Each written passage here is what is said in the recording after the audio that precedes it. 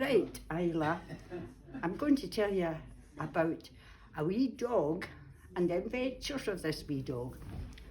What happened was, it's years ago, there was an accident about 3 miles away from here, and there was two cars were involved.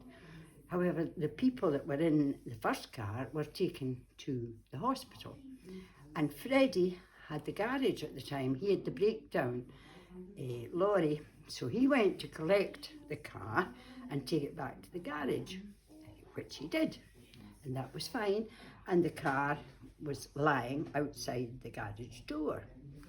Now, that afternoon, a little dog arrived in our garden, and your mum was just a toddler, and she was out with the dog in the garden, and the dog was really happy to see her, wagging his tail, and she was calling it Randy, because all the dogs that she ever saw were called Randy at that time. My mother had a dog that was called Randy, so Christabel thought all dogs were called Randy. Right, Randy came into the house with her and was very, very happy. And then it came to night time. Before that, I phoned a policeman and I said, has anybody lost a dog? And it was a little cairn. And the policeman said, nobody's reported one. But I said, well, if anybody does, I've got the dog. So that was fine. Bedtime came. I thought, what will I do with the dog? I put it in the kitchen, went off to my bed, and then it was this, the dog was whining all the time. So I got up and I opened the door, put it in, and it was in the sitting room. Very happy, because it was nice and cosy and in the nice soft rug. Right, morning came, dog was out with Christabel, very happy in the garden. We went for walks, dog came. I said, this is the life. This dog is the dog that I've always wanted.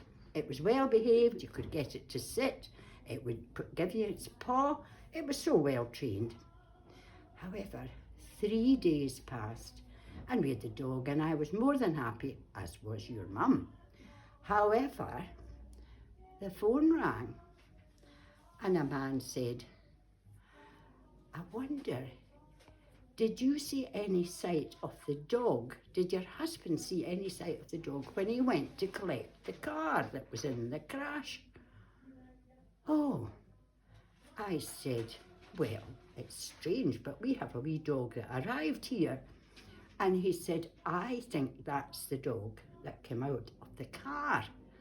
Now, it was 3 miles away, this accident, and that dog had sniffed out probably the smell of his owner's car, taken to the garage. He went to the garage, and then my husband walked home, and he obviously followed his steps and came to this house here.